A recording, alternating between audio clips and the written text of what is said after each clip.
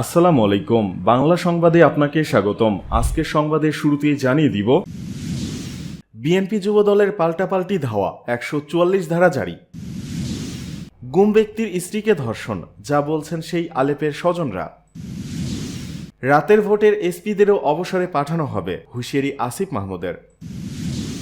ঝিনাইদহে 3 জনকে হত্যা, দায় স্বীকার করে নিষিদ্ধ সংগঠনের খুদে বার্তা। জুলাই বিপ্লবের কৃতিত্ব কাদের, জানালেন মির্জা ফখরুল। ফ্লাইওভারে বাড়ছে ডাকাত আতঙ্ক, কি বলছে পুলিশ। বিএনপি যুবদলের পাল্টাপাল্টি ধাওয়া, 144 ধারা জারি। বিএনপি দুই পক্ষের ধাওয়া পাল্টা ধাওয়া এবং দলীয় অফিস ভাঙচুরের পর সুনামগঞ্জের মধ্যনগরে 144 ধারা জারি করা হয়েছে। শুক্রবার সন্ধ্যা 6টা থেকে ওই এলাকায় 144 ধারা জারি করে বিজ্ঞপ্তি দিয়েছেন উপজেলা নির্বাহী কর্মকর্তা ও নির্বাহী ম্যাজিস্ট্রেট উজ্জ্বল রায়। এতে মধ্যনগরে অনির্দিষ্টকালের জন্য সভা সমাবেশ ও মিছিল নিষিদ্ধের নির্দেশ দেওয়া হয়েছে। পুলিশ ও স্থানীয়রা জানান, শুক্রবার সন্ধ্যায় আসামি ধরাকে কেন্দ্র করে মধ্যনগর উপজেলা বিএনপির সাবেক সাধারণ সম্পাদক আব্দুল কায়েম মজনু এবং যুবদল নেতা শহীদ মিয়ার লোকজনের মধ্যে ধাওয়া পাল্টা ধাওয়ার ঘটনা ঘটে। এ সময় বিএনপি ও যুবদলের অস্থায়ী অফিস ভাঙচুরের ঘটনা ঘটে। এ ঘটনার পর থেকে মধ্যনগর বাজার এলাকায় উভয় পক্ষের মধ্যে চরম উত্তেজনা বিরাজ করে। রক্তক্ষয়ী সংঘর্ষের ঘটনার আশঙ্কা এবং সাধারণ মানুষের জানমালের নিরাপত্তায় শুক্রবার সন্ধ্যা থেকে পরবর্তী নির্দেশ দেওয়ার আগ পর্যন্ত বাজার এবং আশেপাশের এলাকায় সভা সমাবেশ, মিছিল, মিটিং নিষিদ্ধ করা হয়।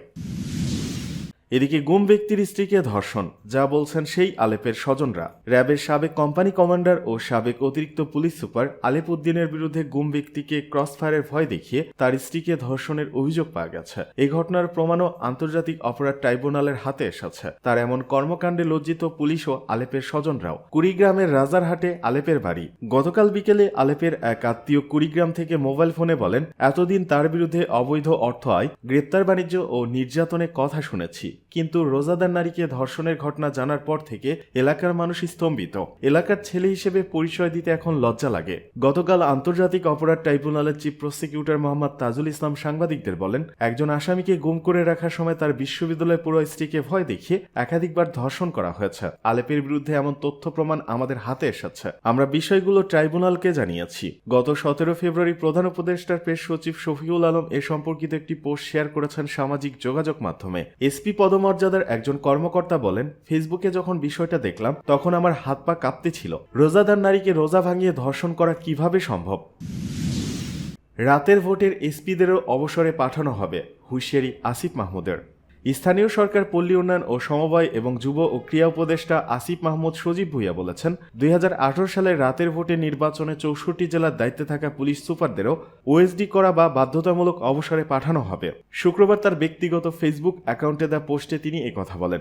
বিগত বিতর্কিত 3টি জাতীয় সংসদ নির্বাচনের সময় দায়িত্বে থাকা সাবেক জেলা প্রশাসকদের বাধ্যতামূলক অবসরে পাঠানো ও ওএসডি করার বিষয়ে বৃহস্পতিবার সিদ্ধান্ত হয়। সচিবালয়ে গতকাল সাংবাদিকদের ওই সিদ্ধান্তের কথা জানান জনপ্রশাসন মন্ত্রণালয়ের জ্যেষ্ঠ সচিব মোহাম্মদ মোখলেসুর রহমান। এরপর আজ ফেসবুক স্ট্যাটাসে এসপিদের বিষয়ে এমন ব্যবস্থা নেওয়া হবে বলে জানালেন উপদেষ্টা আসিফ মাহমুদ।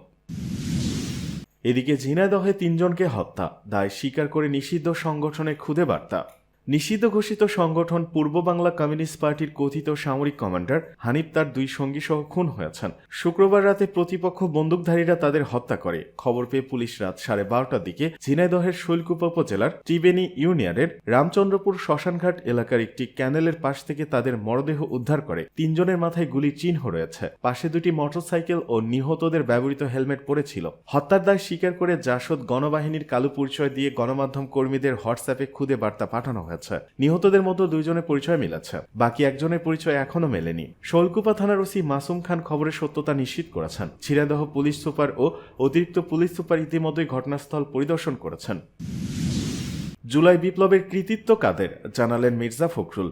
জুলাই বিপ্লবের কৃতিত্ব নিয়ে ফেসবুকে একটি পোস্ট দিয়েছেন বিএনপি মহাসচিব মির্জা ফখরুল ইসলাম আলমগীর। শনিবার সকালে নিজের ভেরিফাইড ফেসবুক অ্যাকাউন্ট থেকে পোস্টটি দেন তিনি। পোস্টে তিনি 71-এর স্বাধীনতার মতো জুলাই বিপ্লব একদিনে আসেনি বলে উল্লেখ করেছেন। পোস্টে মির্জা ফখরুল লেখেন, 1971 সালে স্বাধীন হওয়া একদিনে ঘটেনি। মিলিয়ন মিলিয়ন মানুষ মারা গিয়েছিল অথবা আহত হয়েছিল এবং অসংখ্য মানুষ আমাদের স্বাধীনতার জন্য লড়াই করেছে, তাই আমরা এটি অর্জন করেছি। কৃতিত্ব সবার। হাসিনার পতন একদিনে ঘটেনি, এর পেছনে অনেক বছরের ত্যাগ ও সংগ্রাম আছে। হাজার হাজার হাজার মানুষ মারা গেছেন, আহত হয়েছেন, অপহৃত হয়েছেন মুক্তির জন্য। এর ফলস্বরূপ 2024 সালে 5 আগস্টে হাসিনা পালিয়ে গিয়েছিলেন। কৃতিত্ব সবার, ছাত্র, সাধারণ মানুষ, ডাক্তার, রিকশাচালক, বিক্রেতা, সাংবাদিক, ব্যবসায়ী, শিক্ষক, পেশাদার, প্রবাসীরা, আমাদের বিদেশি বন্ধু, শিশু প্রতিরক্ষা কর্মকর্তাগণ এবং অবশ্যই রাজনীতিবিদরা।